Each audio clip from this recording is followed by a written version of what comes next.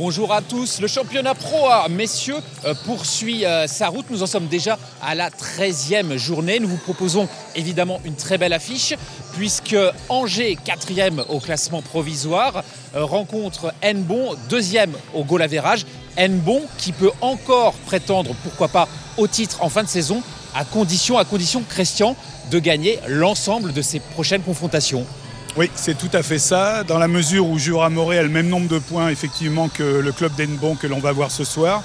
Mais ils ont gagné 2 fois face à Hennebont, donc ils sont en tête au goal average. Et il va falloir maintenant compter sur un faux pas peut-être de Jura-Morée pour que Hennebont puisse reprendre l'avantage. Et puis surtout qu'eux enchaînent les séries de victoires maintenant quasiment jusqu'à la fin. Et méfiance parce que ce soir le club d'Angers est en pleine bourre. Ils l'ont montré vendredi en Coupe d'Europe, ne s'inclinant que sur le score de 3-2 en demi-finale de cette fameuse Coupe d'Europe. Donc ils sont vraiment très en forme. Et puis il faudra suivre aussi à distance l'autre match de ce soir entre le club de Pontoise qui se déplaçait à Jura-Morée. Là aussi ça peut peser peut-être dans la balance. Un petit mot peut-être sur la feuille de match que vous avez parcourue il y a quelques instants. Oui, une toute petite surprise et encore, est-ce que c'en est vraiment une? C'est la présence d'Andrea Landrieux, mais c'est pas forcément étonnant non plus. Il était plutôt en forme au dernier championnat de France. Il s'est incliné face à Tristan Flore uniquement en quart de finale après un très très beau match. Donc c'est pas surprenant qu'ils le mettent ici sur ce match. Et il peut peut-être créer la surprise. Et puis pour le reste, l'équipe d'Hennebont, c'est l'équipe attendue. Les 3 titulaires depuis le début de saison, en l'absence de Quentin Robineau qui est toujours un petit peu blessé. Et puis bien sûr, du côté d'Angers, on verra l'armada des 2 Suédois qui là encore frappe fort cette saison. Vraiment, je crois que Youn Persson est le Suédois et le joueur qui a perdu le moins de matchs cette année en Pro A. Allez, on suit tout de suite les meilleurs moments de cette confrontation. Angers, emmené par ses 2 Suédois, Lundqvist et Persson, a donc fait le choix ce soir de remplacer Geraldo par Andrea Landrieux. 19 années de présence en Pro A pour le club et pour le moment, une 4e place provisoire. Oui, c'est vrai qu'on est 4e, on a fait un bon parcours. Depuis le début, on a juste eu 2 matchs où on est passé un peu à côté. Le match contre Hennebont, donc ce soir, c'est un peu la revanche du match aller où on a vraiment été défaillant sur les entames de match, donc on avait perdu 3-0. Donc malgré tout on est 4e, donc ce soir on peut aller reprendre un peu de place et mettre le pied sur le podium. Donc on sait très bien que ce soir ça va être compliqué de les battre, mais nous aussi on a les crocs, donc on va, j'espère, leur afficher une belle résistance et pourquoi pas gagner, parce qu'on est capable, on l'a vu vendredi en Champions League, on est capable de renverser des équipes beaucoup plus fortes que nous. Donc ce soir on va essayer de faire la même chose que vendredi. Hennebont, actuellement 2e au classement, va faire jouer pour cette 13e journée Liam Pitchford, Fan Chengpeng et Cédric Mutinck. Ce soir, ça va être très compliqué face à Angers. Elle a montré en Coupe d'Europe, elle est en demi-finale de Ligue des Champions. Elle a rivalisé contre Orenbourg il y a 3 jours. Donc si elle arrive à rééditer le même niveau de jeu, ça risque d'être très dur pour nous. Mais bon, voilà, on va essayer de faire un bon match comme on avait fait au match aller. On les avait battus au match aller. Ça a été un peu notre déclic pour notre saison. Donc espérons qu'on va rééditer la même performance. On est premier ex-aequo avec Morez, mais Morez a l'avantage au goal average. Donc si on veut être champion, il faudra nous déjà faire un sans faute et espérer un faux pas de Morez. Donc c'est vrai que pour nous, c'est une fin de saison très compliquée, mais c'est une bonne chose. Christian, nous allons voir en résumé les 2 premiers matchs de la soirée avant de reprendre la suite dans les conditions du direct. Et nous commençons par un duel qui oppose Youn Persson à Cédric Mutinck. Oui, avec une domination sur ce match de Youn Persson qui a vraiment été impressionnant, qui a réussi à imposer sa puissance comme à son habitude. Et puis ce formidable revers là, que l'on vient de voir à l'écran, il en aura passé un paquet pendant ce match-là. Mutinck a essayé à plusieurs reprises, notamment en essayant de varier les démarrages, mais ça n'a pas suffi. Il n'a pas réussi à imposer son jeu de variation. Ouais, il était peut-être un petit peu en dessous de ce qu'il est capable de faire, le Belge. Et par contre, Youn Persson, lui, est vraiment exceptionnel. Et oui, il a été en très grande forme ce soir, à l'image aussi du match qu'il avait réalisé le vendredi précédent en Coupe d'Europe. Puisque là aussi il s'était affirmé comme pratiquement le meilleur joueur de la soirée avec Jens Lundqvist, le 2e Suédois de cette équipe. Et puis il avait vraiment lui aussi envie de remettre Angers dans de bonnes dispositions pour pouvoir éventuellement, pourquoi pas, jouer le titre. Alors on le voit, Youn Persson mène 2-7-0 et Cédric Mutinck parvient a remporté la troisième manche. Oui, il y avait une bonne réaction de Cédric Nuitink, mais ça n'a pas suffi. Il a été dominé, je trouve, en vitesse. Il n'a pas réussi à enchaîner les coups suffisamment rapidement pour déstabiliser Youn Persson. Et au contraire, Youn Persson, grâce aussi à un très très bon service, a réussi à jouer très très fort les premières balles et à s'imposer. Et voilà donc le club d'Angers qui remporte le premier point dans cette rencontre. Nous passons naturellement au deuxième match de cette soirée. Landrieux face au redoutable britannique Liam Pitchford.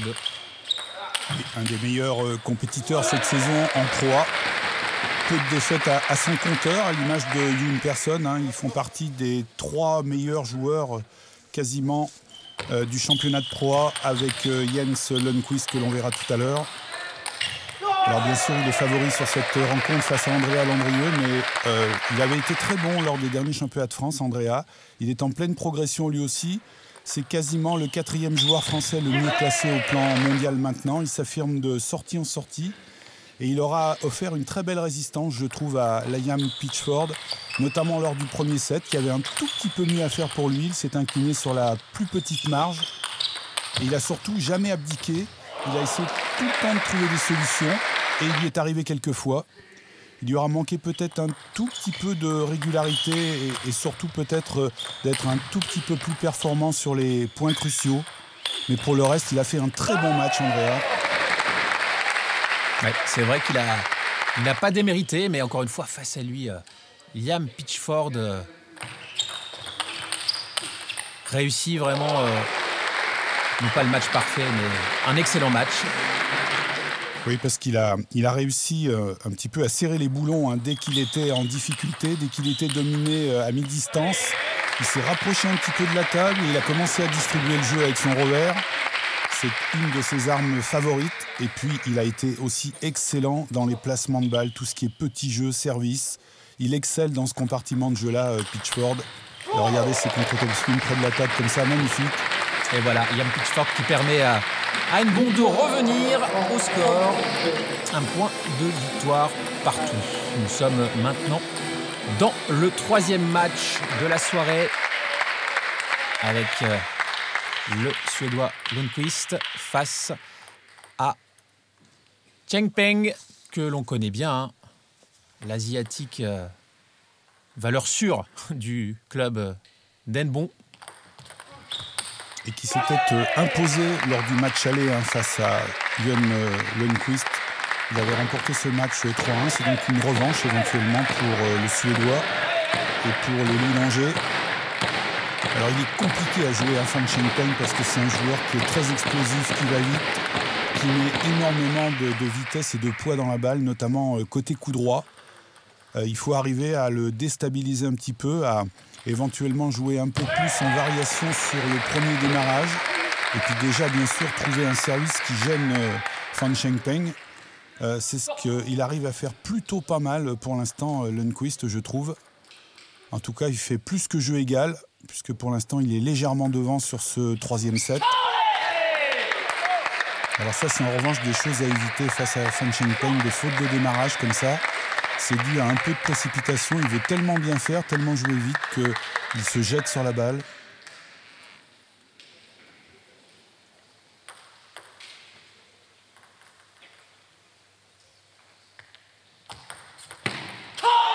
Alors, une des particularités de Fan Cheng Peng, vous l'aurez vu, c'est sa prise de raquette porte-plume qui permet d'avoir une meilleure dextérité au niveau de la main, du poignet, et donc de privilégier la vitesse et la précision.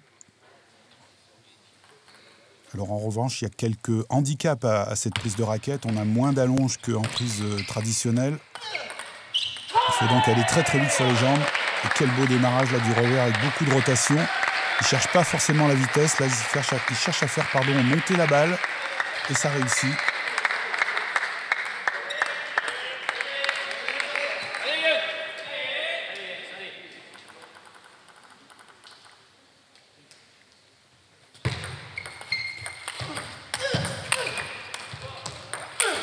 Et il est beau ce point.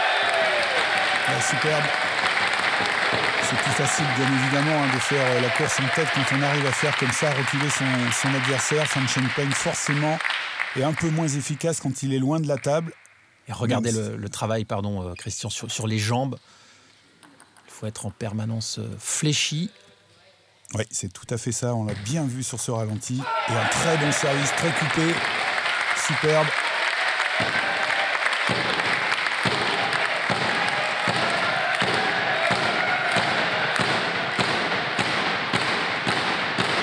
Très bien masqué l'effet au service.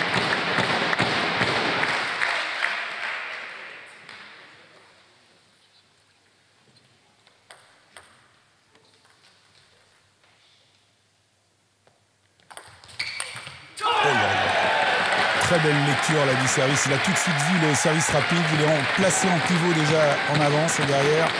Il n'a plus qu'à se servir de la vitesse de Fan Cheng-Peng pour accélérer. Superbe. Ça fait une balle pour espérer remporter ce troisième set en faveur du joueur d'Angers. Ça aussi, c'est un bon démarrage. Ça fait 2 points là, de marquer en démarrage revers de la part de Fan Cheng-Peng. Le premier, il y avait beaucoup de rotation. Celui-là, beaucoup moins. C'est cette variation qui est efficace.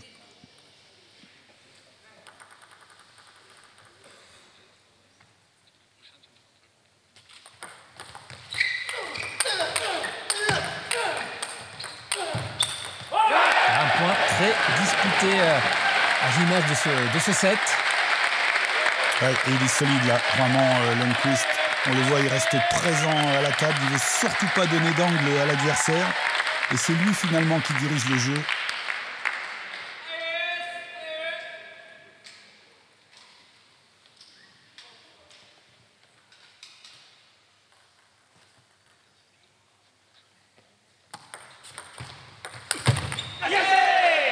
Bien servi, bien sauvé derrière. Un service mou sans effet. C'est un des services préférentiels de Fan Cheng-Peng. Ça fait monter la balle.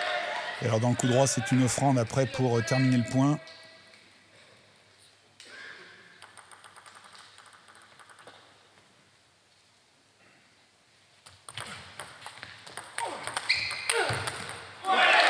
Parfait, ça aussi. Notamment le coup droit qui est décroisé. Difficile de dire qui va remporter ce set.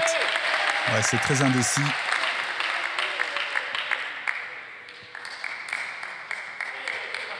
Et pour l'instant, le joueur qui prend le premier le démarrage a souvent le gain du point.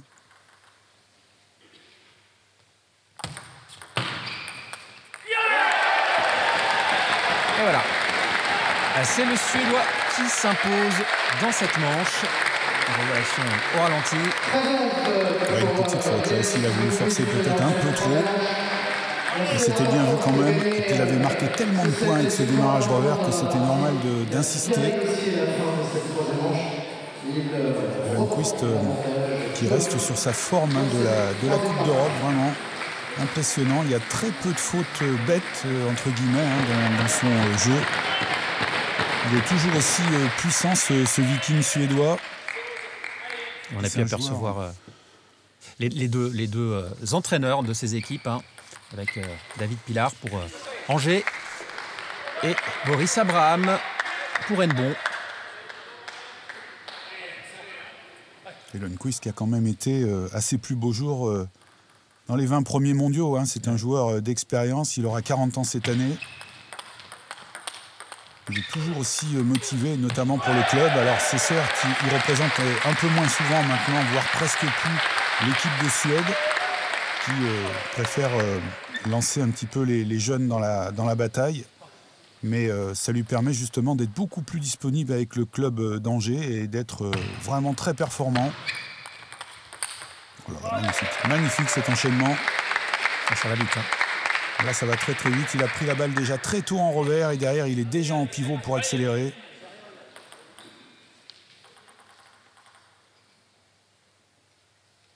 Ça serait sympa de mesurer la vitesse des balles, comme on le fait un peu au tennis. Oui, ça a été fait au tennis de table déjà, notamment lors des derniers championnats du monde. À Düsseldorf, il y avait eu des essais de fait sur la vitesse. Après, c'est vrai que au sortir de la raquette, ça n'apporte pas énormément de choses. C'est plus intéressant d'avoir la vitesse quand elle arrive sur la moitié de table de l'adversaire. Mais c'est sûr qu'on fait partie des disciplines où on a les vitesses de réaction qui doivent être excellentes parce que la distance est très courte d'un point à un autre. Donc il faut réagir très très vite.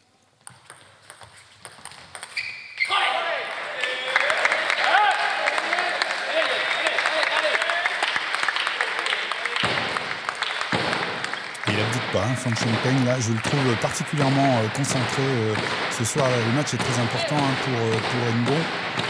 On le sait, ils sont co-leaders du championnat avec le club de Jura-Morée.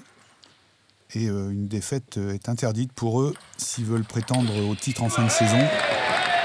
Sachant que Jura-Morée, pour le moment, menait à domicile face au club de Pontoise. Donc c'est une donnée importante pour le club d'Henbon. Il faut peut-être savoir en profiter au cas où Jura-Morée s'inclinerait à domicile.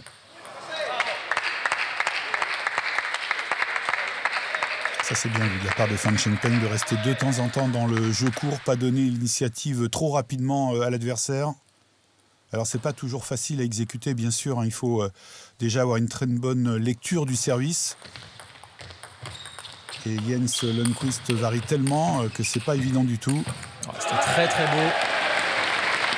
Très bel échange de top sur top. Et on voit que même en déséquilibre, on doit être capable de jouer les points quand même avec un maximum d'efficacité. C'est des choses qu'on peut répéter aussi à l'entraînement. Bien sûr, on doit essayer la majeure partie du temps d'être idéalement placé, mais on doit aussi essayer de jouer en étant en déséquilibre parce que c'est des situations que l'on retrouve très souvent en match.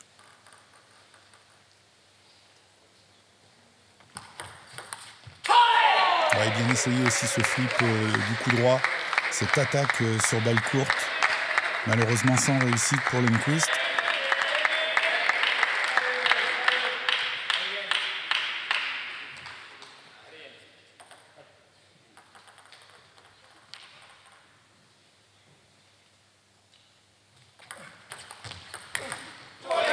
Parfait, il a raté une fois mais pas deux. Il a bien rectifié, cette fois-ci c'était la bonne vitesse et surtout le bon placement, petite diagonale.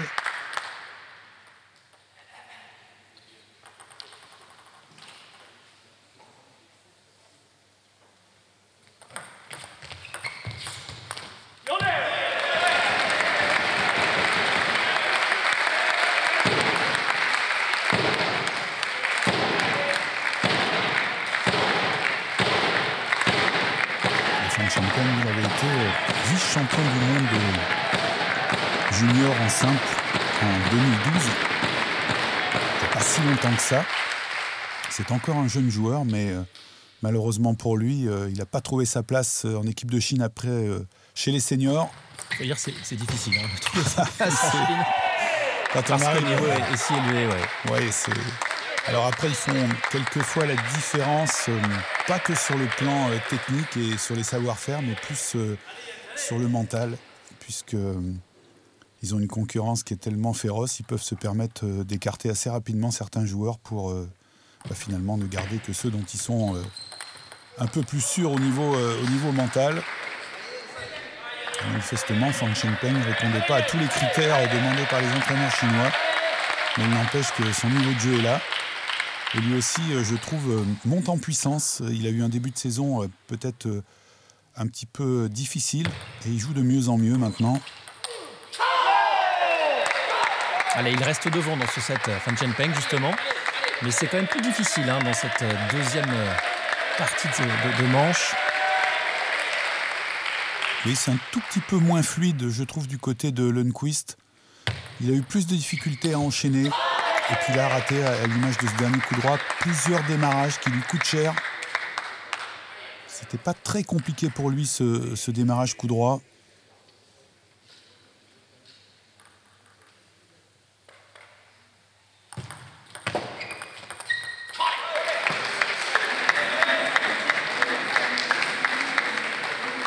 C'est bien joué là encore, ce revers là, il en aura marqué des points.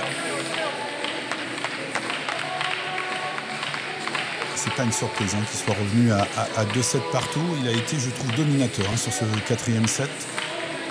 Alors il a été un tout petit peu aidé par quelques fautes inhabituelles chez Lundqvist, mais dans l'ensemble quand même il a fait un set très solide au Fan Champagne.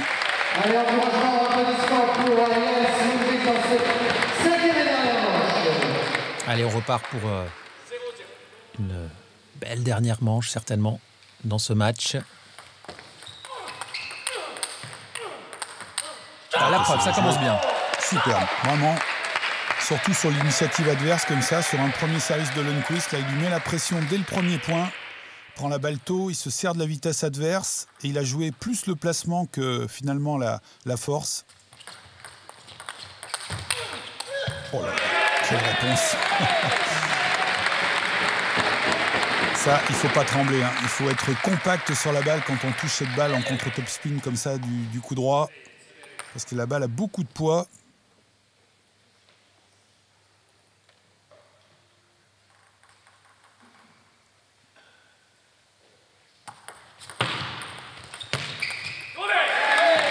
Ça aussi, c'est bien joué.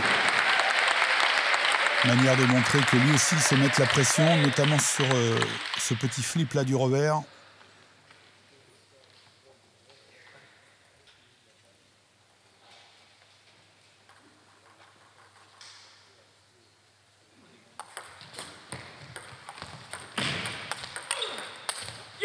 Ouais, bien joué.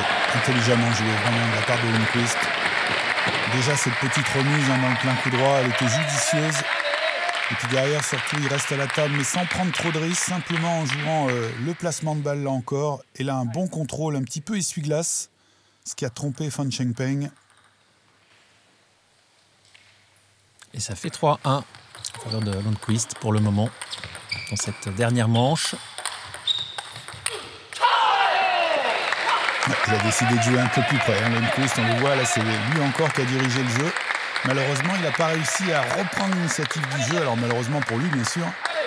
Et Fan Champagne, par contre, regardez ses positions encore bien fléchies sur les jambes là, pour se servir du poids du corps, pour rajouter tout simplement de la rotation à la balle. Superbe.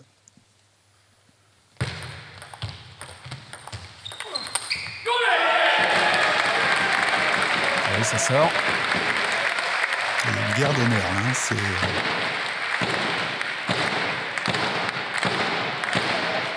C'était bien essayé, il n'y a pas grand chose à dire, on essayait de bloquer ligne droite comme ça. Alors c'est sûr, il y avait tellement de rotation qu'il fallait fermer encore un petit peu plus la raquette pour absorber la rotation.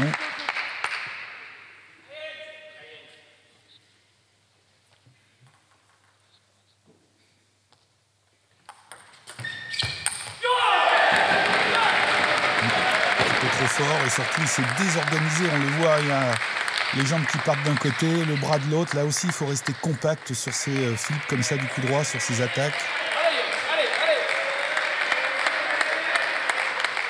Un beau petit avantage quand même en faveur de Lundqvist, 3 points.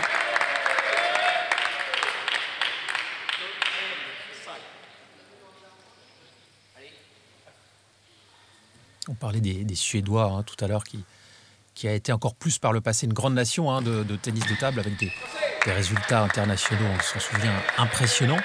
Ça fait penser aux championnats d'Europe qui seront organisés en septembre prochain, non loin d'ici, à Nantes, donc à quelques kilomètres d'Angers, un petit peu plus à l'ouest. Ce sera du 3 au 8 septembre et il y aura vraiment un très très beau spectacle. Il s'agit des championnats d'Europe par équipe. Oui, tout à fait, avec j'espère une médaille à l'arrivée au moins pour les garçons français, puisque si nos 4 joueurs arrivent en forme au bon moment, ils ont bien sûr toutes les chances de faire au moins une médaille et j'espère mieux.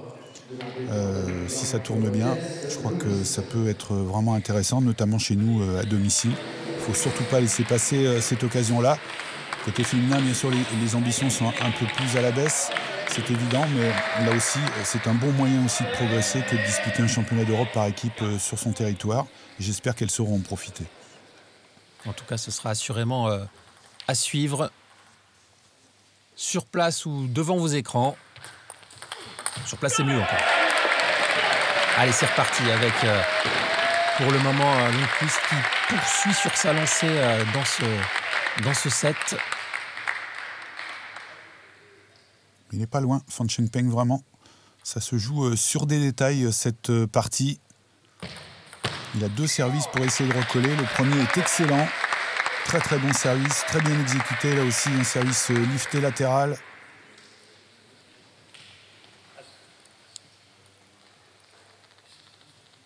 Et là, on voit très bien sa prise de raquette qui permet de dégager le manche et d'avoir donc une très bonne mobilité de la main. Voilà, ça, une faute facile, ça. Très grosse faute de la part de Lundqvist. Il s'en veut. La balle était vraiment favorable, elle est haute dans son revers. Il n'a quasiment plus qu'à terminer le point. Et là, il veut tellement en mettre que la balle, malheureusement pour lui, sort de quelques centimètres.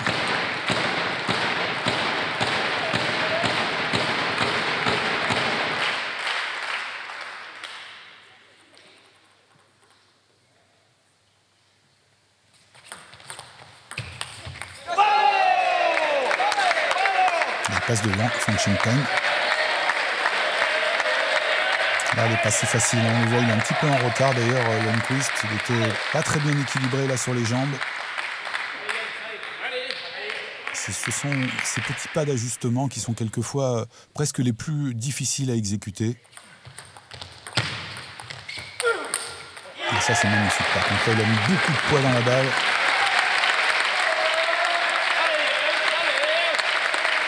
Bien aidé là aussi par la poussée sur les jambes.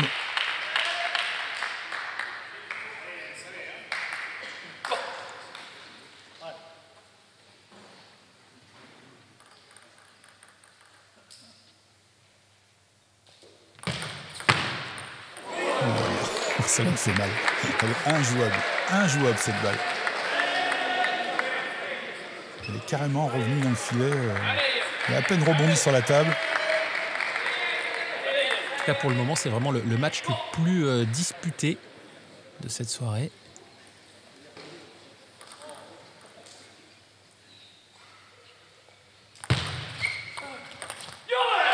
Ouais, bien démarré, ça aussi sur un service de rebond. Elle sort au dernier moment la balle et on le voit, il se met à bonne hauteur grâce là encore à la flexion sur les jambes. Et surtout, il ne se précipite pas, Lundqvist. Il cherche simplement à prendre la balle dans de bonnes conditions et à jouer la rotation du placement là encore. 2 points d'avance, 2 services à suivre.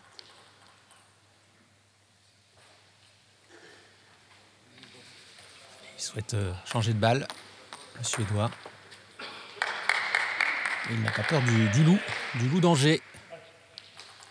Avec la mascotte en arrière-plan. Première occasion ratée.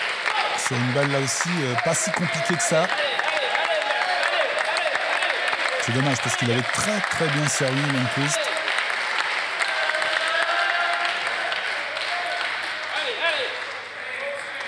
Il va peut-être durer ce match.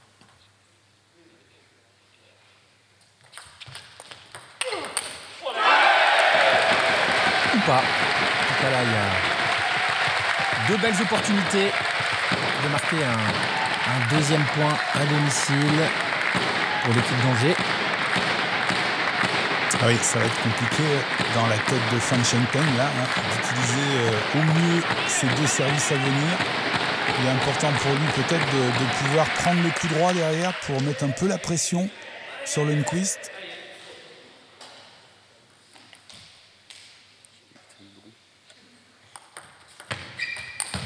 C'est fait. Le premier est parfaitement réussi.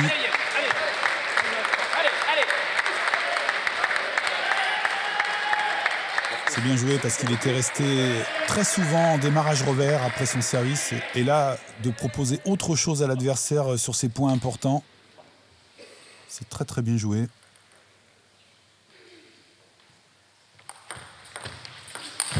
Et une deuxième, 2 fois parfaitement bien vu.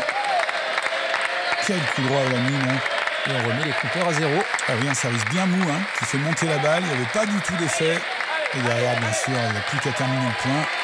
Mais il ne le fait pas n'importe où. Il la joue en plus décroisé.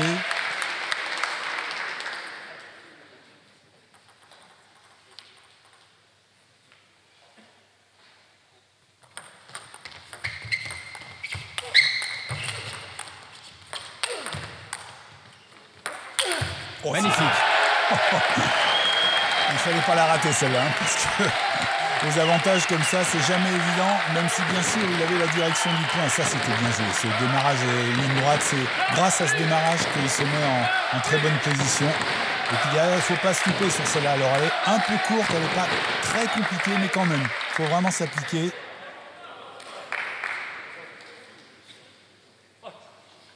Allez, nouvelle balle de match en faveur du Suédois. Voilà, c'est fait. Angers qui remporte un deuxième match et donc qui prend la tête de cette soirée 2-1 pour le moment. Très beau match. Ouais, il a fait vraiment un match solide, hein, Lundqvist, mais Van Schempen aussi. Hein, franchement, les deux joueurs étaient très proches et ils méritaient la victoire autant l'un que l'autre. Il y a eu peut-être un tout petit peu plus d'expérience du côté de Lundqvist, c'est ce qui a fait la différence à mon avis. Allez, nouveau match avec le Britannique Liam Pitchford face à un autre Suédois, Yoon Persson. Là aussi, hein, cette confrontation promet d'être intéressante. Alors, nous entamons tout de suite le deuxième set. Le premier étant remporté 11-8 par le joueur d'Angers. Oui, ce sont tout naturellement les deux numéros 1 de chaque équipe qui se rencontrent là sur cette rotation. Deux joueurs très très en forme. Et deux des meilleurs performeurs de la Pro A. On peut rajouter éventuellement Mathias Falk, le joueur de Cergy-Pontoise. Et puis le joueur de Jura Morée, Benedek Ola. Ils sont tous les quatre, je pense, à peu près avec les mêmes performances depuis le début de saison.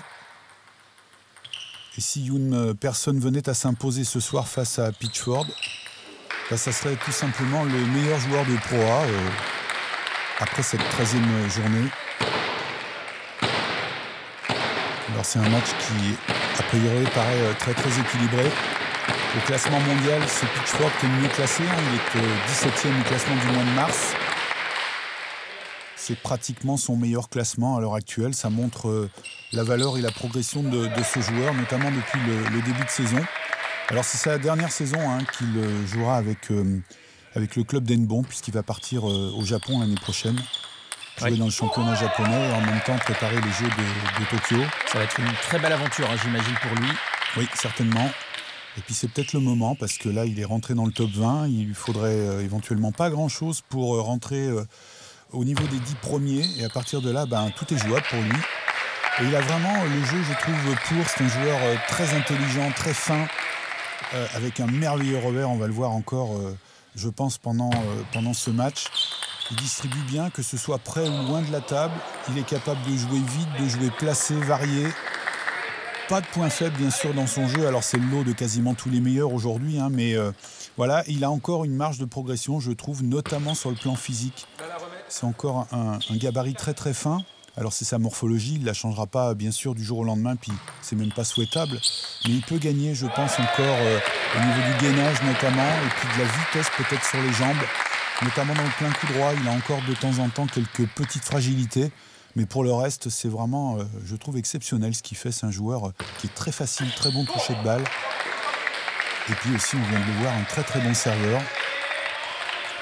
Et en face de lui, il y a une machine, en fait, qui depuis le début de saison balance des pains en coup droit et des pains en revers.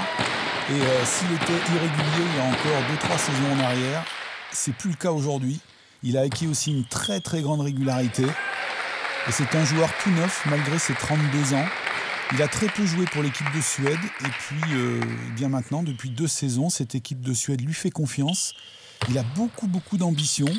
Et il a raison, parce qu'il joue pour moi déjà très largement dans les 50 premiers mondiaux. Et il a les moyens, vu la puissance qu'il dégage, de gagner encore beaucoup de place. Et lui, la Pro A, je pense, lui a fait énormément de bien.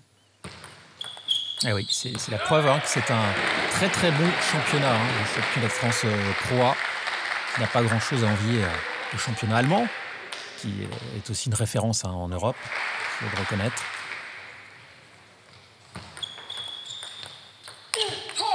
Quand on voit Angers qui est en demi-finale de la Coupe d'Europe, c'est quand même la démonstration qu'effectivement le championnat de Pro A est très solide. Et puis on a eu des clubs français à l'image de Pontoise par exemple qui ont gagné cette Coupe d'Europe déjà. Alors justement, à propos de Pontoise, nouvelle d'importance pour ces deux clubs d'ailleurs, puisque Pontoise s'est imposé face au leader Jura-Moret. Donc c'est une information que bien entendu les coachs respectifs doivent avoir, parce que on l'a dit en préambule, si Hennebont veut prétendre pourquoi pas remporter ce championnat, il faut remporter la plupart des rencontres qui approchent. Mais si en plus Jura-Moret s'incline, ça devrait faciliter un peu plus la donne qui est quand même déjà compliquée pour Hennebont. Et puis il en est de même pour le club d'Angers qui est 4e actuellement et qui peut aussi profiter de ce résultat pour aller chercher pourquoi pas une place sur le podium.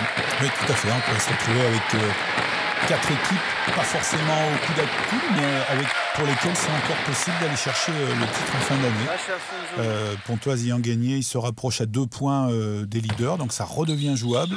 Et Angers, s'ils viennent à remporter ce match ce soir, reviendraient eux à 3 points. Là encore, ça reste tout à fait jouable.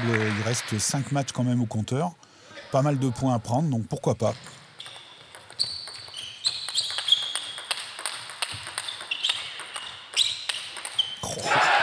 Ça, c'est de l'échange. On le retrouvera probablement dans le top 3 en fin de programme. Il avait fait ce qu'il fallait, Pitchford, avec son revers. Regardez, près de la table, là c'est pareil, c'est lui qui distribue le jeu, mais derrière il a un rock vraiment qui dégage une puissance, je trouve, à chaque fois qu'il touche la balle. Ça part très très bien et très vite de sa raquette. Et puis regardez en contrôle aussi, il est loin d'être maladroit. C'est là où il a aussi beaucoup progressé, je trouve. Ouais. Il se ralentit. Il est beau en plus, je trouve son revers à Pitchford, il est naturel, il y a beaucoup de fluidité dans ce qu'il fait, aucun effort apparent.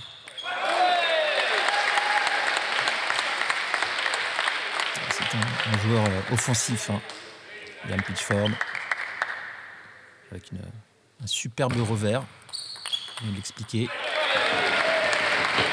Ce qui est incroyable, c'est que pour l'instant, il est dominé, alors même, c'est pas outrageusement dominé, les sets sont très serrés. Mais sur les points importants, à chaque fois, c'est une personne qui a vraiment été, je trouve, le plus conquérant, tout simplement. C'est lui qui prend les risques et à bon escient. Ça, par contre, c'était magnifique, ce bloc-là, revers activé comme ça.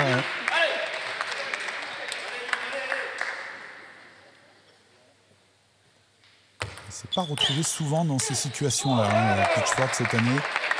C'est plutôt souvent lui qui faisait la course en tête. Là, il est mené 2-7-0.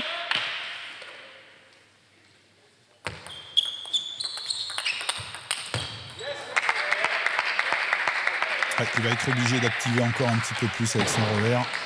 Sur toutes les balles intermédiaires, là, il va falloir qu'il mette un petit peu plus de vitesse encore. Mais que c'est dur de prendre de vitesse personne. Oh, qu'est-ce que c'est bien joué ça encore.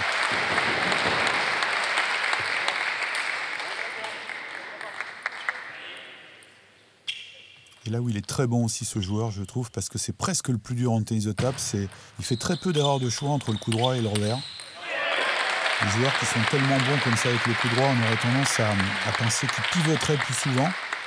Et lui, il est capable de rester souvent en revers et donc de s'économiser un peu physiquement. Et sa balle du revers, elle est aussi très lourde. Et il fait peu d'erreurs de choix. Et ça sort.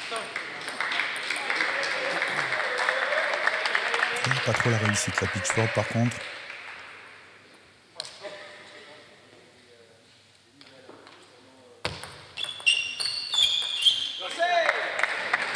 Parfait, ça. Sans prendre trop de risques, là aussi, il décroise au dernier moment. Et il recolle au score, 5 partout dans ce 3e set. Ouais, ça c'est magnifique, vraiment. Ce premier dégagement en revers, il est plus que propre.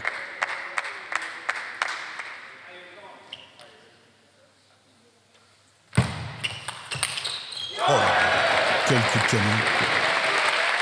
Il ne peut rien se reprocher, Pitchford. Là, c'était superbement bien joué. Peut-être un peu trop dans la raquette, mais c'était difficile d'aller ailleurs.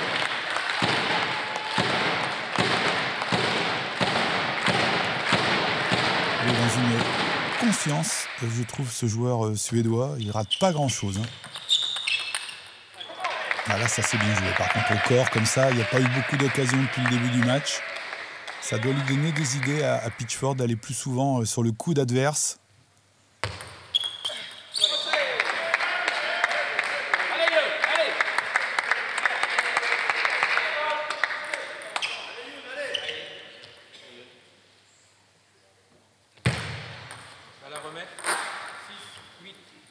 Et on sent que les deux Suédois sont vraiment bien dans ce club. On les sent évoluer avec la confiance des entraîneurs, des dirigeants. C'est important, il y a une vraie stabilité dans ce club des Loups d'Angers là, depuis quelques années. Alors c'est vrai pour le président Gérard Sarrazin qui est là depuis très longtemps maintenant. Les entraîneurs, on en parlait tout à l'heure, qui sont au coaching eux aussi depuis de nombreuses années. Ça apporte une stabilité et ça donne de la confiance, je trouve, aux joueurs. C'est pas évident quand on est un peu des baroudeurs comme ça, qu'on passe souvent d'un club à l'autre comme ils l'ont fait pendant longtemps les Suédois. Là on sent qu'ils se sont installés ici, qu'ils y sont bien, qu'ils ont envie d'y rester. D'ailleurs c'est une des rares équipes qui va rester la même l'année prochaine. Oui, parce qu'il y aura beaucoup de changements dans plusieurs clubs. Alors que l'on entame le 4e set, Liam Pitchford ayant vaillamment remporté la 3e manche. Mais un championnat qui vit, c'est ça, c'est un championnat dans lequel il y a des changements. Quel départ de 7 encore. Il a vite rectifié le tir. Une personne là. Ça, alors c'est premier contre topspin, il était quasiment pris au corps. Il arrive quand même à glisser la raquette, à prendre la balle sur le côté, à la frotter latéralement. Et il s'en sort. Là, il a enchaîné les points, là, 4 de suite. Il ne veut pas laisser respirer Pitchford. Il ne le laisse pas enchaîner du tout.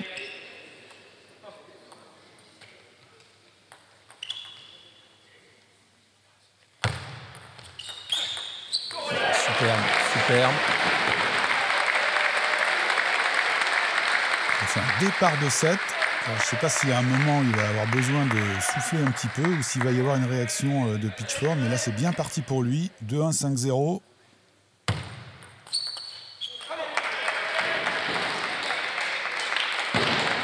Il va falloir une grosse réaction de Pitchford. Et le revers seul ne suffira pas. Il va falloir peut-être utiliser un peu plus souvent le coup droit maintenant. Alors là encore, plus facile à dire qu'à faire, bien sûr. Il a tellement de sécurité avec son revers que peut-être par moment, il en abuse un tout petit peu. Essayer de pivoter une ou deux fois pour casser le rythme un peu, proposer une autre adaptation à l'adversaire.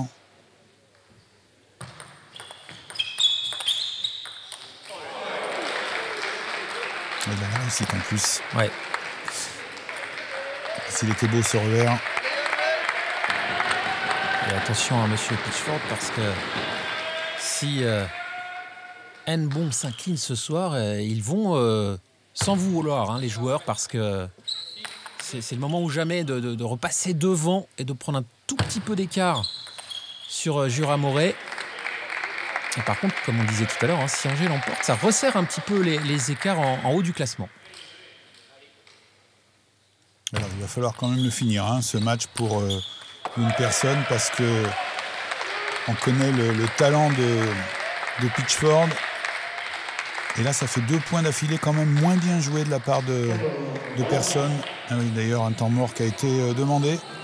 On le voit avec David Pilar là, à l'écran et Geraldo Joao, le joueur numéro 4 ce soir de cette équipe d'Angers. Ouais, le Portugais. Très bon joueur d'ailleurs, mais qui ce soir est resté sur le banc de touche. Vous l'avez expliqué, c'est probablement dû au fait que Landrieux a fait un très beau parcours en championnat de France. Vous avez pu suivre sur Beansport. Et puis le choix du coach est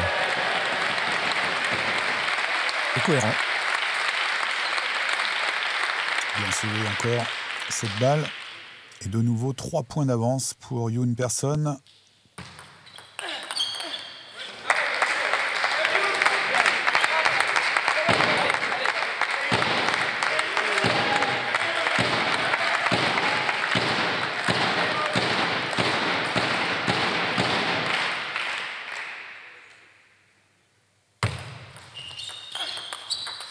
C'était bien sauvé celle-là. Ouais. Là encore, rien à se reprocher, Persson. C'était bien démarré, ligne droite, presque sur la bande blanche. Un superbe réflexe de Pitchford.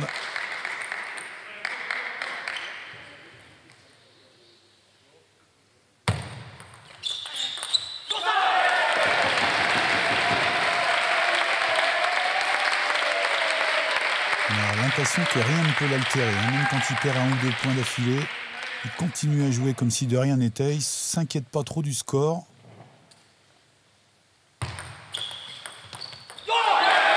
Plein de certitudes ce soir, je trouve, Persson.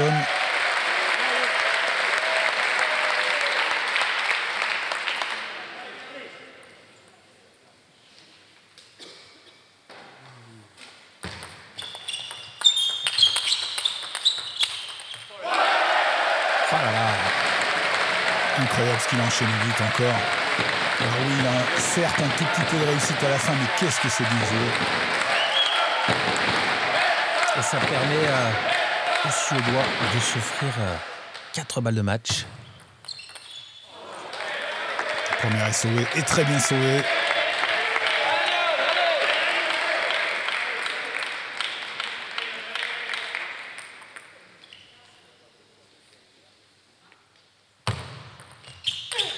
Voilà, c'est fait. Victoire de Youn Persson qui permet à son équipe, le club d'Angers, de s'imposer à domicile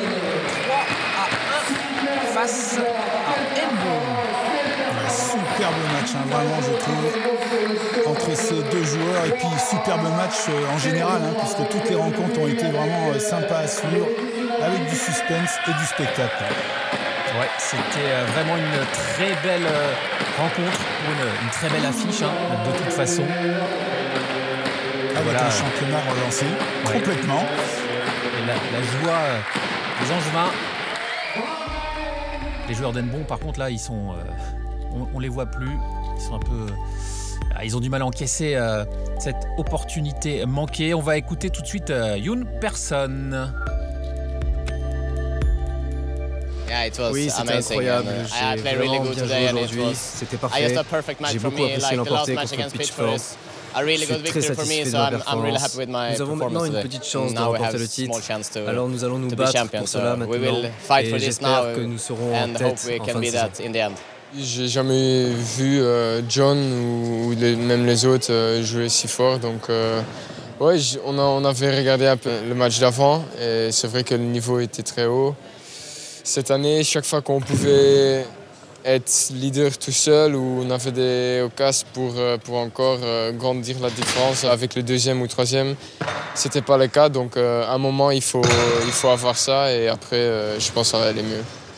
Un super niveau de jeu, du spectacle et puis pour nous, une victoire 3-1 contre le leader. Donc on se relance un peu en championnat, mais surtout on prend du plaisir depuis quelques mois à jouer aussi bien. Je joue aussi relâché et on s'est mis un peu de pression au match aller et c'était vraiment pas bon. Et là, on joue vraiment libéré et puis on enchaîne les bonnes performances. Donc, une super soirée ce soir.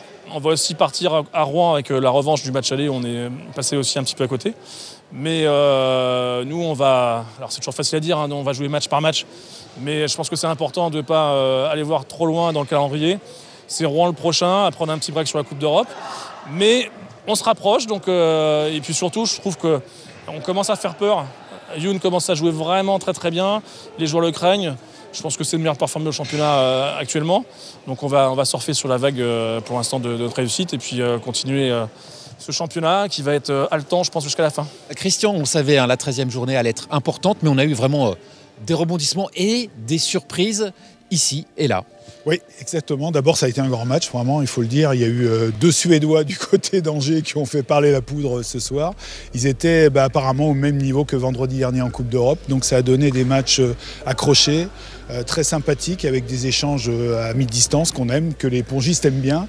Donc ça, c'était plutôt sympa. Et puis en même temps, ça relance le championnat, presque complètement. Alors Morée reste au coude à coude avec le club d'Hennebeau que l'on a vu ce soir. Mais Pontoise se rapproche à 2 petits points. Et puis un point plus loin, on retrouve le club d'Angers, finalement qui a encore des chances de remporter le titre et grandement de faire podium à la fin de saison. Alors du côté d'Hennebeau, évidemment, on doit s'en vouloir parce que ça aurait été bien d'aller chercher ne serait-ce qu'un petit point supplémentaire dans la course au titre.